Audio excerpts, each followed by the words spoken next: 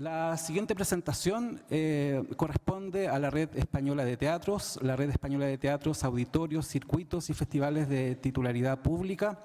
Es la principal plataforma de artes escénicas de España al agrupar a más de 450 espacios del país. Se formó en febrero del año 2000 y desde entonces ha realizado proyectos orientados a la formación, la reflexión y el debate sobre el sector con énfasis en la asociatividad, la formación de audiencias y la gestión de públicos.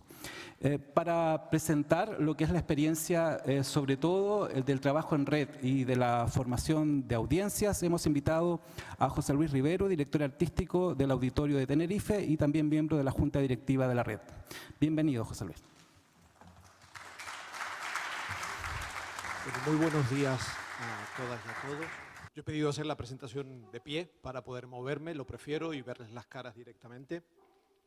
En principio quisiera agradecer muy profundamente tanto al GAM, al Centro Gabriela Mistral, como a la red de salas de teatro, la posibilidad que nos brindan a la red, y en mi caso concreto en su representación, de poder hablar de nuestra propia red. Voy a comenzar, bueno, aquí debería verse una retícula en la que todos esos puntos están unidos, pero me habían dicho que por la precisión de la pantalla no se puede ver. Pero sí quisiera comenzar contando de lo que no voy a hablar. Es decir, esperen porque este foco justo que me da en la cara. No voy a hablar de los distintos espacios y cómo desde nuestros espacios ponemos en práctica todo lo que van a ver aquí, todo lo que les voy a contar con respecto a la red. Es decir, voy a hablar desde la propia estructura de la red y voy a hablarles desde el punto de vista de la gestión de públicos, que es lo que nos concita en esta sala. Por lo tanto, no hablaré tanto de la estructura, no hablaré tanto de nuestra forma de organización, porque además creo que hay una reunión donde podré hablar de esto ya con la red de salas de teatro. Tampoco les voy a hablar de teatro o de la situación del teatro en España, porque hace un día lindísimo aquí en Santiago y no me apetece empeorarlo, por lo menos en mi punto de vista. ¿De acuerdo? Allí tengo que apuntar. Sí. Bueno. ¿En qué contexto nos vamos a situar? Esto supuestamente es España. Desde la Constitución del 78, territorialmente nos organizamos en autonomías. Esto significa que hay 17 autonomías o comunidades autónomas distintas y 2 ciudades autónomas que son Ceuta y Melilla. La complejidad de nuestro sistema, tanto jurídico como administrativo y como fiscal, nos ha llevado a tener que organizar, de hecho, porque las competencias están transferidas en materia de cultura, cada comunidad autónoma es competente con sus acciones culturales y sus políticas culturales. Por lo tanto, el Estado no puede intervenir de manera directa en esas comunidades autónomas para regular ni para normalizar, tiene que hacerlo la propia comunidad. Eso puede dar situaciones tan estrambóticas como que en unas ayudas generales del Estado para que giren compañías, una comunidad autónoma puede declararlas anticonstitucionales y en esa comunidad autónoma no giran las compañías. De manera que proporciona un entorno un tanto peculiar para poder trabajar. En ese contexto, justamente, es en el que la unificación de una asociación sin ánimo de lucro, como es la red de teatros, auditorios, festivales y circuitos de titularidad pública, a partir de ahora la llamaré la red simplemente, o me agoto todo el tiempo, tiene mucho más sentido, porque nosotros sí podemos interactuar fuera de las fronteras autonómicas, sí podemos colaborar entre nosotros y que esas compañías puedan girar en el entorno de la red. Algún dato que sí me interesa destacar de ese mismo contexto español general. 80-20. Esa es una proporción en la que se da prácticamente toda la posibilidad de exhibición y de producción en España. Y es curioso, el 80% de la exhibición se hace en espacios públicos, el 20% se exhibe en espacios de titularidad privada. Sin embargo, el 80% de la producción está en manos privadas y el 20% está en manos públicas. De manera que prácticamente polarizamos la exhibición y la producción. La producción es eminentemente privada frente a la exhibición que es eminentemente pública. Por lo tanto, nos obliga a entendernos, no hay otra, porque no tenemos producto que distribuir y las compañías a su vez no tienen lugares donde colocarlo si no hubiera una sinergia entre nosotros. Otro dato que me interesaba destacar en esta primera contextualización previa a arrancar ya casi con la ponencia. Ese 82%. Según la convocatoria de subsidios de comunicación cultural del año 2013, que es de donde son estos datos, pero que refleja también de los del 12 y los del 11, en una proporción muy similar. Estas son unas ayudas que se dan directamente a los municipios para que organicen actividad cultural. No está, en ningún caso, vinculada exclusivamente a las artes escénicas. Pueden presentar en cualquiera de las unidades de producción que tenga un municipio. Centros de exhibición, salas, bibliotecas, etcétera, etcétera. Bien, en estas subvenciones, el 82%, y se repite año tras año, el 82% de los proyectos los presentan los teatros del municipio. Eso significa que el teatro se convierte en el motor cultural del propio municipio a la hora de proponer actividades. Pero lo cierto es que en la legislación española los teatros no están protegidos. Las bibliotecas sí, todos los municipios españoles deben tener una biblioteca y los centros de exposición también, en menor medida, porque es a partir de 5.000 habitantes en un municipio, debe tener una sala de exposiciones. Sin embargo, los teatros no están recogidos. Cualquier concejal de cualquier municipalidad puede cerrar su teatro si le conviene, porque la ley no le obliga a tenerlo abierto. Hablo de los teatros públicos. Y otro dato.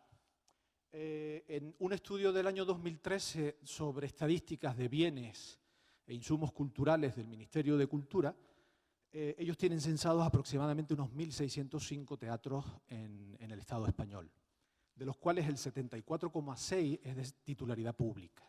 Es decir, casi el 75% de los teatros de toda España son públicos, el 25% son teatros privados. Lo que ocurre es que estas salas privadas se condensan fundamentalmente entre Madrid y Barcelona, como dos centros neurálgicos a nivel de las artes escénicas. Por lo tanto, el resto del territorio se queda más desprotegido en el sentido en que no hay salas privadas o hay muy pocas salas privadas que puedan dar sustento a una programación que no sea programada en los teatros públicos. Y eso es uno de los problemas. De todas formas, mi compañero Fernando estará esta tarde y hablará también de la coordinadora de salas privadas. Bien, en ese contexto, voy a dividir la ponencia en tres partes. Una primera parte donde hablaré de qué es la red y algunos datos. Una segunda parte donde hablaré de la gestión de los públicos desde la red y, por lo tanto, en el entramado de lo que significa para nosotros gestionar, desarrollar audiencias con respecto a la estructura de la red y cómo cada uno luego lo aplica en su teatro, eso es otra materia. Y una tercera de alguna prospección o alguna perspectiva de futuro. La red, como bien dijo Javier, la red se da su dato de partida en el año 2000, pero lo cierto es que surge dentro del INAEM, que es nuestro Instituto Nacional de las Artes Escénicas y de la Música, dentro del Ministerio, es la unidad que se ocupa de las artes escénicas y de la música a nivel estatal. Surge en el año 92. Tendríamos, si contáramos desde este momento, 22 años de vida, pero lo cierto es que nosotros nos independizamos en el año 2000. Y lo hicimos básicamente porque el Ministerio quiso coger esta unión de teatros también como un instrumento de poder. Nosotros dijimos, evidentemente no, somos autónomos, somos libres, aunque seamos públicos, y por lo tanto nos hemos separado del Ministerio y podemos enfrentar las posiciones que tenga el Ministerio con respecto a las políticas culturales en el campo de las artes escénicas y de la música. Y funcionamos, por lo tanto, desde el año 2000. Es decir, nuestra vida como asociación nace o tiene 14 años exactamente en este año. Un tema importante. Los 8 años anteriores no fueron baladíes. Son importantes porque no ha marcado el inicio de la red, y creo que es una de nuestras señas de identidad, no ha marcado el inicio de la red una necesidad concreta, cubrir un objetivo concreto que fuera, pues tenemos que abaratar costos para hacer giras o tenemos que conseguir un objetivo determinado. No, era la simple unión de fuerzas de los teatros que estábamos en ese momento haciendo actividad y programaciones públicas, ¿de acuerdo? Eso es importante porque pese a las crisis que hemos sufrido en nuestro devenir, que básicamente son en todas las asambleas, hay mini crisis, y luego en estos 14 años hemos tenido 2 crisis potentes, bueno, el leitmotiv de la red nunca ha sido el haber conseguido una finalidad concreta, que cuando la consigues te quedas un poco como, bueno, ¿y ahora qué? ¿Cuál es el siguiente paso? No, teníamos muy claro que nuestro paso, nuestra razón de ser era ser en sí mismos una red, y por lo tanto funcionar y trabajar en red entre los teatros que estábamos asociados. Requisitos para entrar en la red. Primero, la titularidad pública del espacio que acogemos. Un aforo superior a las 250 butacas. Una programación anual estable y un responsable al frente de esa programación. Es decir, tiene que haber una programación que sea estable durante todo el año y además un proyecto artístico. Es fundamental para poder entrar, tener este proyecto artístico. No nos vale la acumulación de programaciones. Tiene que haber un proyecto detrás, el que sea. No lo valoramos, pero sí que su existencia. Y luego algo que sí me interesa destacar es que lo que nosotros planteamos es la titularidad pública del espacio, no su gestión. La multiplicidad de formas de gestión que hay en los espacios de la red es muy elevada, porque bueno, yo mismo, mi auditorio es una sociedad anónima, es decir, funcionamos no como un organismo público, aunque la titularidad del espacio sí lo sea. Y de esta forma es verdad que saltamos y salvamos muchísimas cuestiones inherentes a que una compañía pueda llevar y pueda dirigir un espacio si presenta una serie de parámetros que exigimos que tenga la programación y el proyecto artístico. Bueno, en líneas generales, por poner datos, trabajando en red somos 130 socios directos, de los cuales 9 son circuitos autonómicos, es decir, la unión de todos los teatros de esa comunidad autónoma. Eso significa aproximadamente un poco más de unos 550 espacios públicos, que es casi un 60% del total.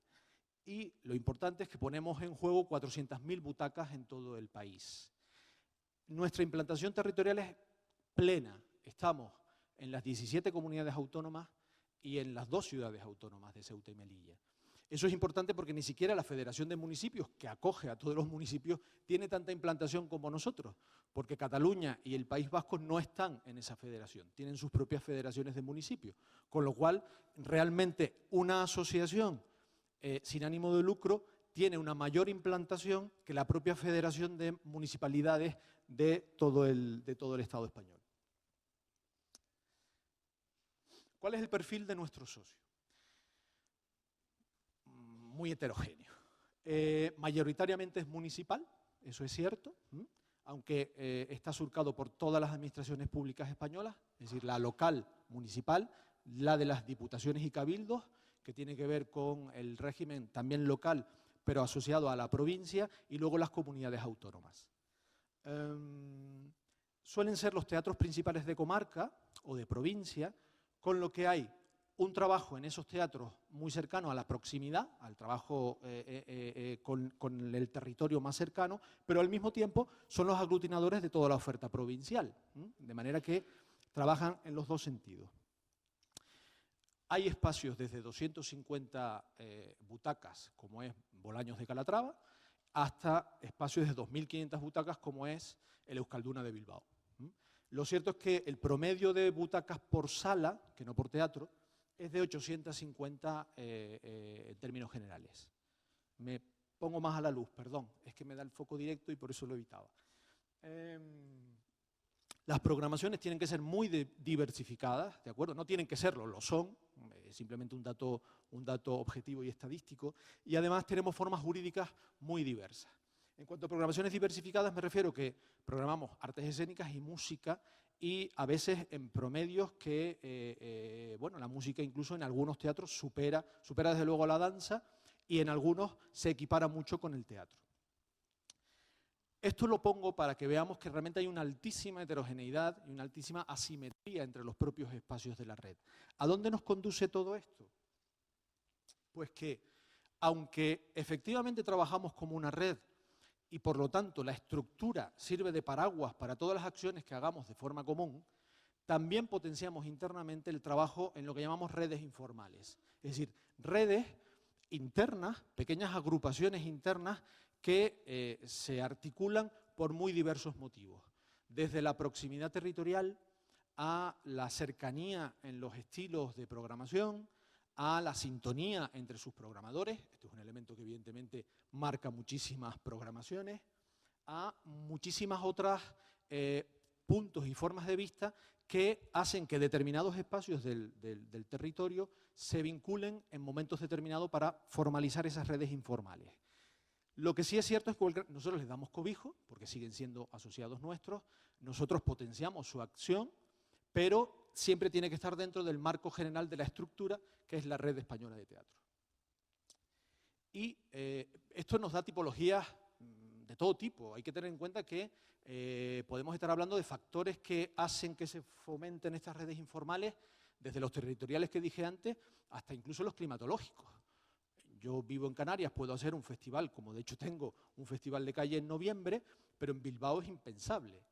Entonces, yo no puedo coordinarme con Bilbao en este propio festival. Podré hacerlo con aquellos de Andalucía que tengan una climatología parecida, etcétera, etcétera. Así, hay razones de todo tipo. Y es importante también este segundo planteamiento. Desde nuestro punto de vista es importante pensar en red, ¿de acuerdo? Pensar conjuntamente, actuar en el procomún, pero actuar por proyectos. Porque, como dije antes, no solo la composición es heterogénea, sino que además es asimétrica. Yo tengo mucha mayor relación con un espacio de similares características al mío que con un espacio como Bolaños de Calatrava, que solo tiene 250 butacas y está en mitad de la Mancha. Actuar por proyectos nos ha permitido que realmente no tengamos que establecer normativas comunes para todos los miembros de la red. Esto, en nuestro punto de vista, se nos ha hecho imposible. Es muy difícil normalizar un único modo de trabajo. Por eso hemos adoptado que sí hay un pensamiento estratégico que debe ser en red, pero las formas de actuar se acomodan en cada caso, ajustando los modelos a aquellos teatros que lo van a implementar. ¿Qué significa, por lo tanto, trabajar en este tipo de red, al menos? Yo lo dividí, de hecho, en dos puntos fundamentales. Uno es el de compartir conocimiento, ¿de acuerdo? Para nosotros es importantísimo. La base de todos los proyectos es el análisis previo común, análisis de necesidades, análisis de objetivos que tenemos en ese proyecto y cómo los vamos a aplicar luego en los teatros. Y esos modos, esas formas de aplicarlo, nunca son totales, nunca pueden servir para absolutamente todos los miembros de la red. Por lo tanto, hay que decidir a quién y a qué teatros les va a servir cada uno de los modos de trabajo que elijamos y cada uno de los proyectos. Y luego actuar sinérgicamente, es decir, fortalecer por un lado la red como tejido profesional que somos, como comunidad, desde luego, que intercambia información, experiencia y que además de esto trabaja siempre de forma colaborativa, pero siempre con participación democrática. El punto final de todas las decisiones es el de la asamblea. Es la asamblea quien ratifica cualquiera de los proyectos que se presenten en las distintas comisiones. Y si la asamblea dice que no, es que no. La asamblea está formada por todos los miembros de la red. Nuestro promedio, en cualquier caso, está en que acuden unas 100 teatros a las asambleas. Hacemos 4 al año, de los 130 socios directos, ¿de acuerdo? También vienen representados a través de los circuitos el resto de teatros, pero el promedio se mueve ahí, en torno a 100. 100 gestores culturales, directores artísticos, programadores, que muchas veces son artistas. Es dificilísimo, es muy difícil poner de acuerdo a 100 egos. Pero bueno, ahí estamos. Y luego, por supuesto, actuar sinérgicamente significa obtener resultados que de manera individual, superiores a los que de manera individual conseguiríamos. Evidentemente, si no, no tiene sentido. Y cuando hablo de resultados, no solo me refiero a resultados económicos, que también son importantes, por supuesto, en cuanto a la posibilidad de gestionar mejores cachés de las compañías cuando giran, etcétera, etcétera. Pero también resultados de visibilidad, resultados de lobby, resultados de capacidad de articulación del sector. Bueno, paso a la segunda parte. donde ya me voy a centrar específicamente en lo que es la gestión de los públicos dentro de la red. Yo no sé, con los vídeos, no sé si este se puede poner aunque sea unos segundos.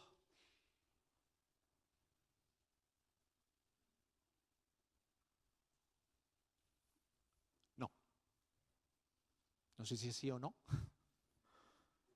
Creo que no. En cualquier caso lo dejamos. Exacto, si le das al play. Bienvenido a la Escuela de Verano de la Red. Solo unos segundos.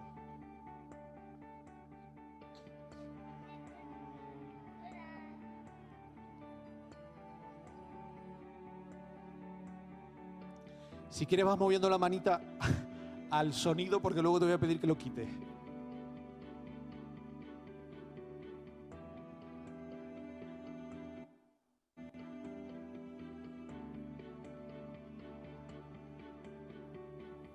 Ya.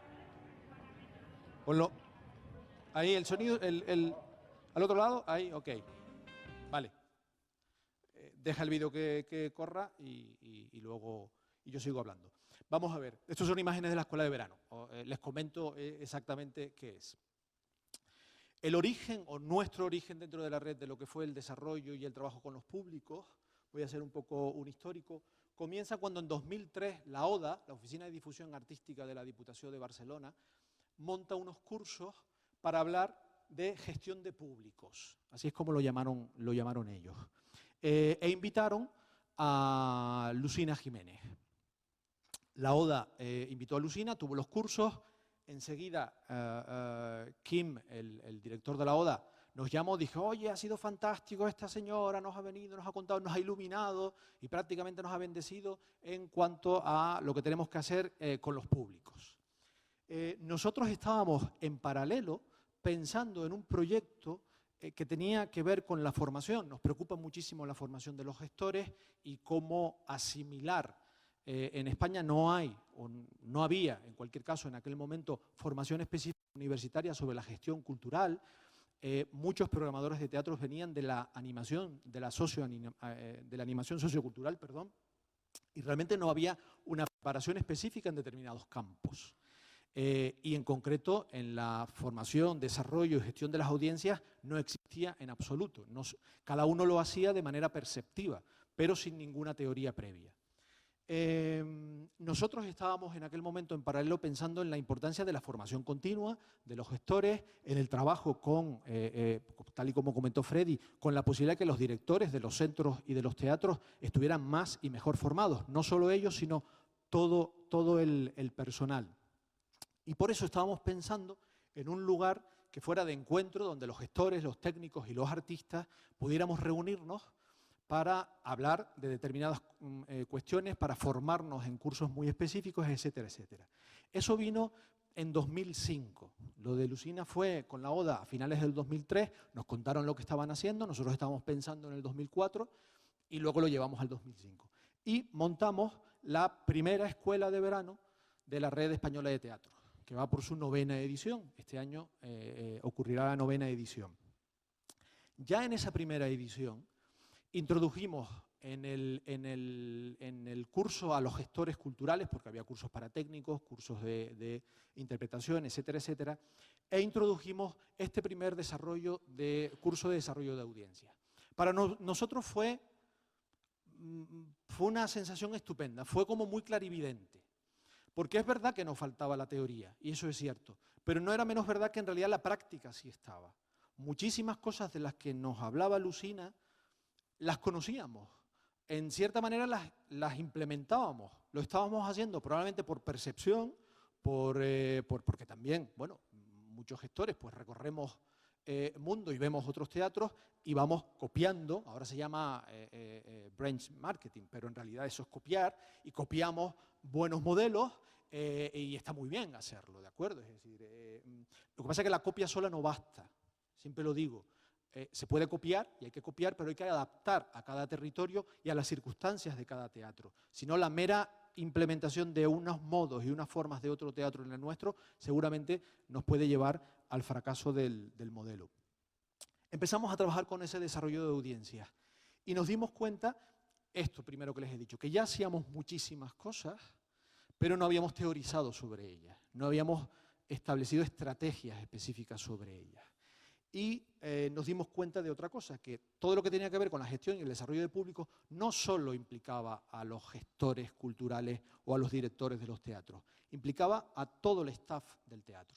Si no había una implicación real de todos los que de manera directa o de manera indirecta ponemos esa programación en la escena, y eso va desde el señor de seguridad que está en la puerta y te recibe con una sonrisa o con un gruñido, a que el taquillero o la taquillera te responda en tiempo y forma a lo que tú le solicitas, etcétera, etcétera, etcétera. A que en la cafetería te atiendan, te pongan el café, pero además una sonrisa y un montón de elementos que sí tienen que ver con la experiencia final que el público tiene cuando entra a un teatro y cuando sale de él. No es solo lo que ocurre en la escena. Previo a la escena y posterior a la escena hay muchas otras experiencias que pueden amplificar la experiencia recibida en la escena o echarla por tierra. Entonces podemos hacer una muy buena programación, pero si en nuestro espacio no estamos en línea para acompañar a esa programación con otro tipo de acciones y con una disposición ante ello, pues la experiencia final del usuario, del espectador, puede ser mala. Y nos dimos cuenta de que necesitábamos un plan de públicos, que necesitábamos ponernos a trabajar en ello y que necesitábamos ponernos a pensar y a desarrollar líneas estratégicas para hacerlo. Por lo tanto, a partir de ese momento, y prácticamente hasta el año 2011, todo lo que tenía que ver con la formación en la escuela de verano, en todos los cursos, implicaba de fondo la gestión de las audiencias. Y se metía también el trabajo de los técnicos o los empleados del front house, o incluso los que hacían cursos de iluminación o de sonorización de espacios. También hablábamos con ellos de la importancia del público y cómo su trabajo luego iba a ser percibido por la experiencia del usuario. Claro, no lo sabíamos todo, eso es evidente, y entonces dijimos, bueno, vamos a hablar con aquellos compañeros que han dado pasos adelante y que de una manera u otra puedan estar más desarrollados en determinadas líneas. Y montamos ese proyecto que para nosotros fue eso, un gran descubrimiento, que es el GEI, Gestión de Espacios Escénicos Internacionales. Durante 3 años, 2007, 2008 y 2009, nos fuimos en visita a Londres, Berlín y Holanda completa para visitar los espacios escénicos, para hablar con nuestros compañeros de esos espacios, cómo trabajaban con los públicos, qué ideas tenían, copiarlas sin ningún tipo de prejuicio y adaptarlas en cualquier caso al sistema español. Y que también ellos conocieran nuestra experiencia, ¿de acuerdo? Porque en ese momento creo que había también un gran desconocimiento de la actividad escénica española en otros países europeos. En Londres fuimos muy concienciados de que queríamos hablar del marketing de las artes y del trabajo con los públicos desde el punto de vista del marketing. En Berlín trabajamos distintos sistemas de producción que existen en Alemania y su relación y engagement, como nos dijo Alan, con los públicos. Y Holanda, que fue una visita a los principales centros de todo el país, pues realmente también vimos cómo eran sus modelos de gobernanza, sus relaciones entre el municipio y el espacio, porque les ocurre algo muy similar a lo que teníamos nosotros en España, espacios de titularidad pública, pero gestionados por muchas empresas o compañías privadas. Eso dio como resultado que en el año 2010 hiciéramos un encuentro final con los compañeros de Inglaterra, de Alemania y de Holanda, bajo este título, hacia dónde va la gestión de espacios escénicos públicos, pero muy vinculado en cualquier caso a ese trabajo con las audiencias y con los públicos. Lo que queríamos básicamente era revisar nuestro modelo al hilo de lo que habíamos aprendido esos años anteriores y en esa revisión poder establecer un modelo de trabajo colaborativo, no solo de los teatros españoles, sino también de relación luego con esos amigos que habíamos hecho en el camino. Debo reconocer que el año 2010 fue como el año de los públicos en la red, porque ahora contaré de otros proyectos también en este mismo año, pero es verdad que estábamos abordando el problema. Para nosotros el problema era, tenemos que hacer que el público que está se mantenga, pero además tenemos que conseguir mucho más público para lo que ocurre en nuestros teatros. ¿De acuerdo? Bien, creo que aquí contar lo aprendido eran 2 vídeos, entonces los tienen ustedes colgados en cualquier caso. El primero hace referencia a nuestro foro, ocurre cada 2 años, de reflexión. Si nosotros tenemos muy claro que hay que pensar no solo las artes, sino en las artes, y pensar lo que estamos haciendo y revisarlo continuamente.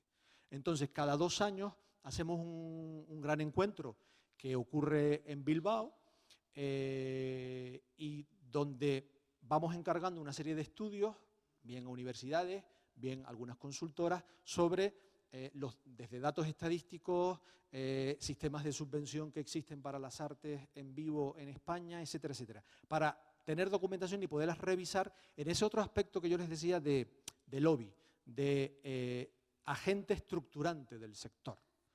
Probablemente seamos el que más conexiones tiene con el resto de los agentes, porque las tenemos con los productores, con los distribuidores, evidentemente con los artistas, evidentemente con las salas privadas, con las federaciones de compañías y empresas de danza, con las federaciones y empresas y compañías de teatro, etcétera, etcétera. Y todos se relacionan con nosotros. A veces entre ellos no porque no se lleven bien, sino porque a lo mejor no hay relaciones entre una asociación de compañías de una comunidad autónoma determinada y la de distribuidores de otra, no tiene por qué haberla.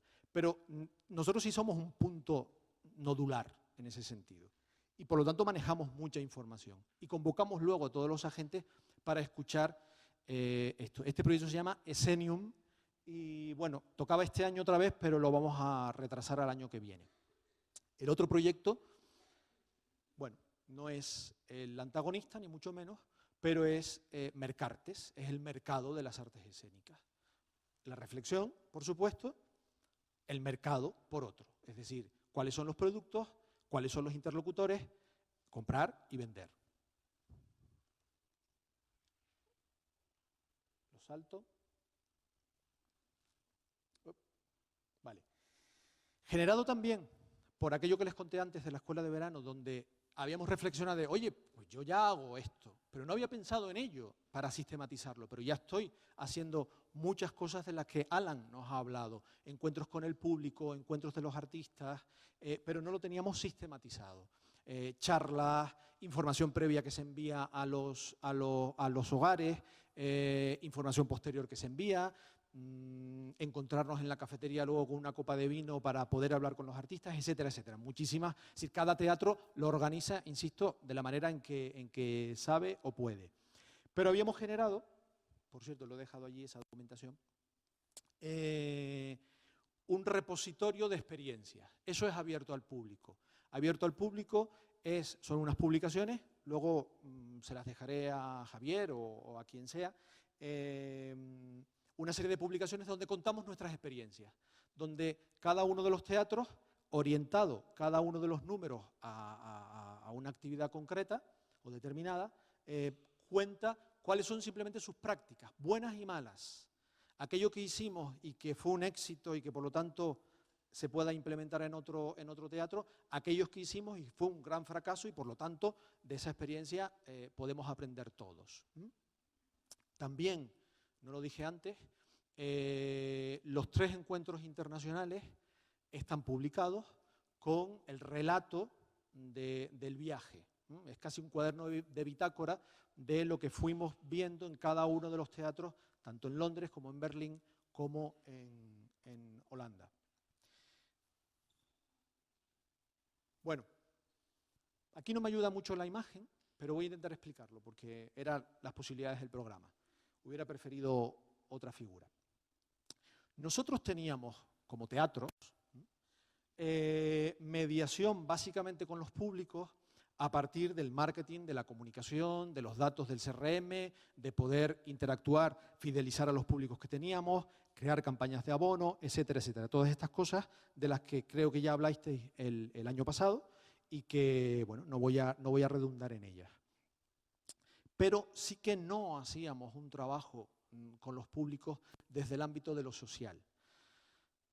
Lo percibimos como red de acuerdo. Sí es verdad que quizás algunos de nosotros sí que lo estaba haciendo ya, pero en un modo de trabajo red no lo estábamos haciendo.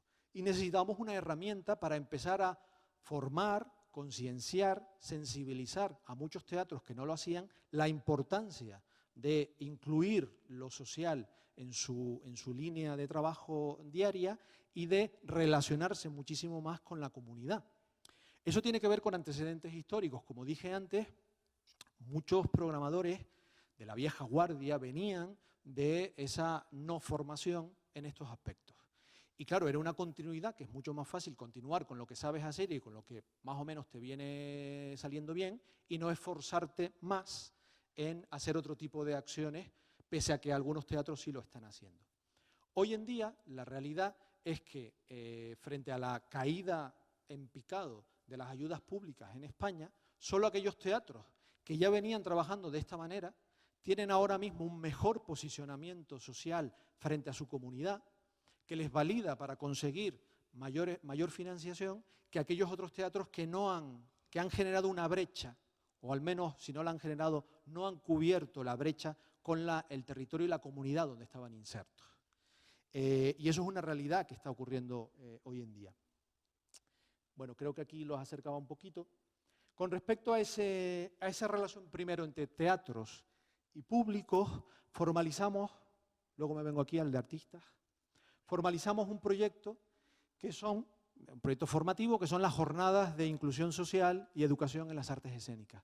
Las hacemos en colaboración con el British Council y con la Embajada de Holanda en España y prácticamente creo que no me voy a inventar nada nuevo, no voy a contar nada, prefiero casi ver lo que está escrito aquí. Trabajamos para favorecer el contraste de experiencia entre profesionales. Eso es un leitmotiv de todas las acciones que hacemos en red. Trabajamos también para conocer buenas prácticas o malas prácticas, pero prácticas al fin y al cabo de lo que otros teatros estén implementando que tengan que ver con la inclusión social, con la integración de la comunidad, con el trabajo educativo, con el trabajo social, con el desarrollo, por lo tanto, de nuevas audiencias para las artes escénicas.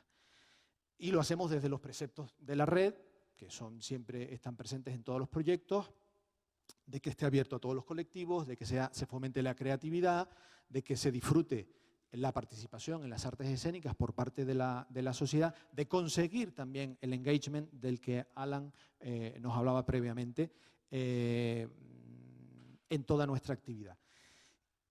Llevamos 6 jornadas ya, la última la hicimos en marzo, las hacemos anualmente, la última la hicimos este marzo en Sevilla. Las jornadas, nuestro interés siempre es poner a los distintos agentes de las artes en vivo en relación, porque queremos conocer también cómo el mismo modelo, el mismo proyecto es visto por otros agentes que pueden ser productores, distribuidores, artistas, por supuesto, y los propios públicos. Y que entiendan también cuál es la posición del gestor cultural, a veces las posibilidades, a veces las imposibilidades. Bueno, estos no son sino fotos ilustrativas. Este de Sevilla realmente fue un ejercicio donde a estas jornadas luego vienen sociólogos, antropólogos, pedagogos, mediadores culturales, educadores, etcétera, etcétera. Entonces poníamos en relación a distintos agentes para que bueno, se presentaran, se guiaban en común y tenían que estar juntos durante todas las jornadas viendo distintos puntos de vista de cada uno de esos mediadores. No sé exactamente a lo que corresponden estos que se ven en pantalla, pero bueno, es bueno, veo aquí a un director de teatro en la segunda fila, pues con alguien del público, etcétera, etcétera. Ponemos también, he visto que lo hacen aquí en GAM, es una idea fantástica, personas realmente invidentes guiando a personas videntes en simplemente el acceso a una sala. El año pasado, recuerdo, las jornadas las hicimos en Madrid, en una sala del ministerio. Una de las ponencias las daba el coreógrafo de Kandoko Dance Company, que es una compañía inglesa de danza integrada, y el coreógrafo se quedó al final de la sala y dijo: muchas gracias, pero no puedo acceder al escenario para dar mi conferencia porque estoy en silla de ruedas. hizo que el público lo bajara en volandas hasta el escenario. Realmente no estaba en silla de ruedas, pero simplemente era para ejemplificar cómo a veces no pensamos en cosas tan obvias como que las barreras que tiene personas con algún tipo de discapacidad física no son las de la programación o no querer acudir a las artes escénicas, y que a lo mejor el espacio no les es propicio para que esto ocurra. Bueno, estas eran unas compañeras que tenían un trabajo muy reivindicativo con adolescentes. Estos ya son luego sesiones de trabajo internas donde hay charlas y donde, bueno, tampoco... Estos son actividades que se organizan entre el público que asiste y los propios programadores o gestores, etcétera, etcétera. Para entender al otro. Y esto porque en España, si terminas en una fiesta siempre, todo lo que hacemos termina en una fiesta. Entonces, al final, la sesión final, pues se montó aquí todo el mundo intentando bailar por sevillanas, porque las jornadas las hacíamos, como dije, en Sevilla. Volviendo a la acción anterior. Voy a hablar ahora del otro lado, del teatro y de los artistas. Nuestra relación hasta ese momento era como sector. Como dije antes, nosotros, por ese origen del que les hablé previamente, porque nuestro origen no está condicionado por conseguir unas metas determinadas, sino por el hecho de constituirnos en red, asociarnos como teatros, es por lo que siempre hemos tenido una gran conciencia de sector. Nos consideramos, por encima de otras muchas cosas, aglutinantes del sector de las artes escénicas en España. Quizás sea menos de lo que pensamos nosotros, pero lo cierto es que nosotros nos lo creemos, ¿de acuerdo? Y por lo tanto la relación con los artistas siempre ha sido también dentro de esas relaciones estructurantes del sector de las artes escénicas. Pero, claro, llegábamos a este punto con todo el bagaje y toda la experiencia del trabajo previo con la gestión de públicos y decíamos, nos falta una pata. Tenemos las jornadas para ir trabajando en esta generación de otros nuevos públicos, pero nos falta trabajar con los propios artistas en el aspecto que tiene que ver con el desarrollo de las audiencias. Alan dijo antes un ejemplo del pianista que se negó a hablar. Bien, eso nos pasaba a nosotros también en algunas ocasiones. A mí me ha pasado en concreto, de hecho con algún pianista inglés. Pero lo cierto es que es curioso como muchos artistas no quieren dar ese paso. No creen que parte de su trabajo también pueda ser contactar con el público. Ya ni siquiera llego a los puntos en los que llega Alan de explicar la obra artística, pero simplemente de tener unas palabras con el público, de tener una relación que muchas veces no se espera una explicación técnica de la obra, ni mucho menos, sino simplemente el poder dialogar sobre las sensaciones que hemos tenido en la butaca, de lo que ha ocurrido aquí, de lo que esa persona nos ha transmitido. Y eso no se daba. Entonces, dijimos, vamos a trabajar con los artistas desde este punto de vista. Y nos inventamos otro proyecto. Y con este termino la segunda parte. A ver. Que se llama Danza a Escena.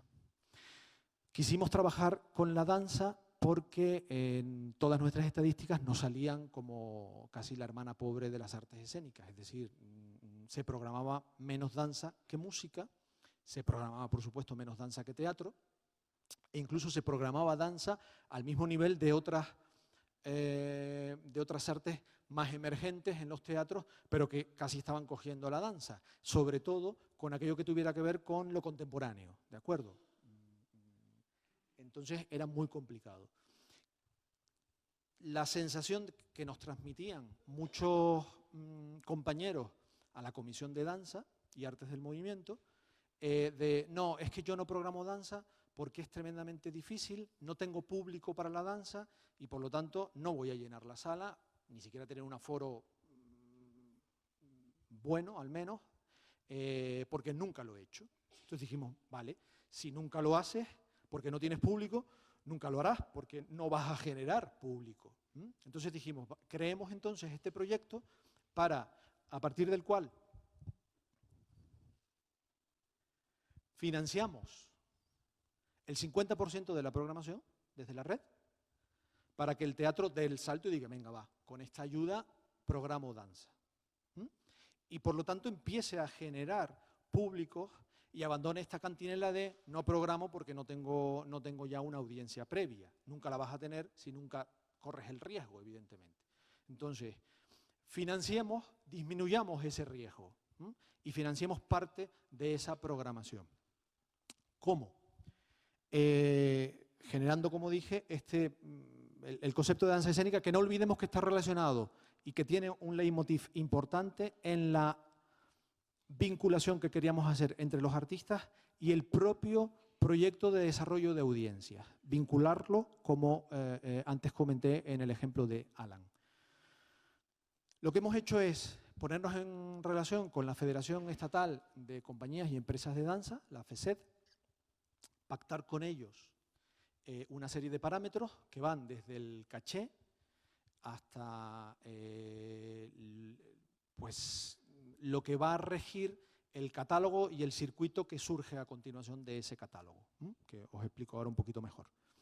Lo que queríamos son esos objetivos: impulsar la contratación de compañías de danza y por tanto su gira a nivel del territorio español, y al mismo tiempo garantizar la mayor visibilidad de la danza.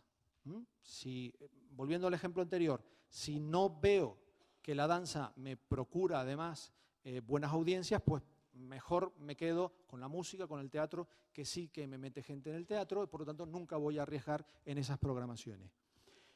Por lo tanto, sí queríamos crear y generar nuevas audiencias para esos teatros, con el ejemplo de los que ya estaban programando danza y que por lo tanto sí tenían una experiencia adquirida y por lo tanto sí podían contar al resto de compañeros cómo lo estaban haciendo. Y lo que se pactó, en cualquier caso, derivado de ese Plan General de la Danza 2010-2014, que acaba este año y no sé si tendrá renovación o no, incentivar toda la variedad de estilos, porque es verdad que sí habíamos detectado que cuando hablamos de danza, y todo esto lo estoy aplicando a lo contemporáneo, el ballet no tenía esos problemas, se programa ballet porque procura taquilla, entonces no tenía tanto problema como otros estilos dancísticos. Los criterios, bueno, también que establecía relaciones multinivel entre todas las etapas todos los ciclos de la administración, tanto autonómica, provincial y local, como la estatal a través del INAEM, y lo relacionaba con las asociaciones empresariales que he comentado antes, que es importante. En cualquier caso, la estructuración del sector para nosotros también sigue siendo importante. Lo que pactamos con FESED fue pluralidad y equilibrio en los formatos, es decir, desde solos a compañías más grandes, pluralidad también y equilibrio en los espacios de representación, pues había formatos para una sala como esta, o un flat floor, o al aire libre, o en espacios no convencionales, etcétera, etcétera. De estilo, de públicos a los que se dirige la propuesta, tiene que haber danza para niños, tiene que haber danza para todo tipo de públicos, también de inclusión social, etcétera, etcétera. Y todo tiene que ir acompañado de un plan paralelo de actividades con el público, buscando ese compromiso entre el teatro y su audiencia. Pero esto lo hacíamos desde las compañías. Queríamos que las compañías también pensaran en esta línea. Por lo tanto, para participar en el circuito, primero es necesario, hay dos fases. Un proyecto de la compañía, en el que no solo vale su producto cultural, sea lo que sea, la pieza que realicen, sino que tiene que ir acompañado de otro tipo de actividades paralelas, talleres. Es decir, pues nosotros además de la exhibición nos prestamos a ir a las escuelas y hablar previamente para informar sobre nuestra actividad, o montamos talleres con los profesionales del territorio, o montamos talleres abiertos a la audiencia, etcétera, etcétera. Cualquier tipo de actividad están secuenciadas en cualquier caso, pero esa información se les da previamente. Con esto, la Comisión Artística de la Red elabora un catálogo, ¿de acuerdo?, de compañías y en función de todos aquellos parámetros que dije antes: pluralidad de estilos, de públicos a los que se destina, espacios de representación, etcétera, etcétera. Y luego viene la segunda parte, que es que el teatro también tiene que proponer un proyecto. Tiene que escoger del catálogo un itinerario determinado, qué compañías va a contratar, cuándo las va a contratar y qué actividades va a realizar con ellos. Además, el teatro tiene que proporcionar una serie de estadísticas que le solicitamos. Tiene que aumentar siempre con respecto al año anterior la programación en danza, si no se queda fuera del catálogo. Tiene que tiene que proponer campañas de comunicación y de visibilidad de la acción en danza que esté haciendo, porque entra dentro de los criterios también de dar una mayor visibilidad al conjunto del sector de las artes del movimiento, etcétera, etcétera, etcétera. Cuando ambos proyectos se cruzan, una comisión independiente que no está formada, está formada por especialistas, pero no por miembros de la red, elabora el circuito. De manera que quedamos todos salvados y no hay amigos en la comisión que toma las decisiones. Simplemente lo que hacemos es, en función de una serie de todos los parámetros anteriores, baremar una puntuación, alguien queda el primero y alguien queda el último, y en función del dinero que tenemos vamos repartiendo hasta que lleguemos al corte de lo que se puede hacer. Estamos consiguiendo muy buenas cifras para el aumento de la programación en danza en todo el territorio. Básicamente, por ejemplo, las giras en España subvencionadas por el Ministerio obligan a un mínimo de 3 comunidades autónomas, de que una compañía gire en 3 para obtener ayudas. Las nuestras giran en un mínimo de 11 comunidades autónomas. Además, giran muchas más compañías de las que giran en el propio circuito estatal, pero bueno, ese es otro problema. Y hemos conseguido, en cualquier caso, perdón, me pasaba a la tercera parte, hemos conseguido un aumento en las programaciones en danza. Pero lo más importante es que hemos conseguido una mayor y mejor conciencia de aquellos programadores que no estaban trabajando con la danza, de relacionar este lenguaje artístico con nuevos públicos, con la posibilidad de atraer nuevos públicos a sus teatros y con la posibilidad de aumentar esas audiencias en sus teatros y, por lo tanto, para la danza. Solo ayudamos en el primer bolo, nosotros lo llamamos bolo, no sé aquí, la primera función, las posteriores no. Si tienen campaña escolar se queda fuera también, solo se autoriza el primero, etcétera, etcétera. Pero eso ha hecho que vaya creciendo el tejido, que vaya creciendo el nivel de contratación en aquellos espacios que no lo estaban haciendo. Con lo cual, bueno, la verdad es que es un proyecto que ha tenido bastante éxito. Y por último, me voy a la tercera parte. Prospectivas. Bueno, en el año 2012, luego lo comparo con el 13, en la red movíamos 4.446 espectáculos, montajes distintos, en datos de 118 espacios de los 130, ¿de acuerdo? Hicimos las estadísticas sin todos los datos. Ese es uno de los problemas que tenemos. Estamos continuamente pidiendo datos. Hay teatros que los aportan de manera natural, hay otros teatros que son muy remolones, que les cuesta muchísimo mandar la información. Es verdad que hay lugares donde a lo mejor no tienen una persona que esté trabajando en ese caso concreto, con lo cual tiene que ser el propio programador. Bueno, la casuística es muy alta, pero es verdad que, bueno, en cualquier caso los niveles son relativamente altos. En programaciones de teatros, auditorios y las casas de la cultura que están también asociadas a través del circuito. De ahí salen unas 6.982 programaciones en circuito, ¿de acuerdo? Es decir, ajenas a otras que no sean de circuito, y ajenas también, solo sacamos datos de la temporada. No sacamos datos ni de los festivales esporádicos, ni todo lo que vaya bajo ese concepto de ahora durante una semana monto un ciclo de jazz. No, si tienes el jazz dentro de la temporada o el teatro dentro de la temporada. 10.830 funciones de 3.919 compañías distintas. Los datos del 2013 pues suben en 154 los montajes, bajamos 4 en los espacios que hemos podido recuperar, han subido el número de programaciones, básicamente porque como se ve arriba en los espectáculos y en las programaciones, las que han aumentado son las de danza, gracias al circuito de danza, y también suponen unas 293 funciones más, de más compañías. Bueno, queremos hacer lo mismo, prospectando, como decía yo, qué tendencias qué queremos hacer a partir de ahora. Queremos hacer lo mismo con la danza, con el circo de sala. Que, bueno, dentro de nuestros teatros está teniendo cada vez mayor predicamento y nos interesa mucho potenciarlo. En paralelo, no podemos trabajar con el teatro, no porque no queramos, sino porque sí hemos visto que realmente trabajar con el teatro, hay muchísimas más compañías de teatro, es mucho más complejo. Acaba de surgir un proyecto del propio INAEM llamado Platea, que está poniendo esto en circulación, con lo cual se complementa bien con las acciones que en danza ya estamos haciendo o que en Circo de Sala comenzamos a hacer el próximo año. Redescena.net, ese es nuestro portal de las artes escénicas. Toda la documentación de la que he hablado, todos los proyectos, todo en las redes está al servicio de todo el mundo. Quiero decir que encontráis desde las organizaciones de las comisiones, nuestra estructura, quiénes forman esas comisiones, los proyectos que surgen, el desarrollo de esos proyectos, los estudios, absolutamente todo está publicado y es completamente gratuito.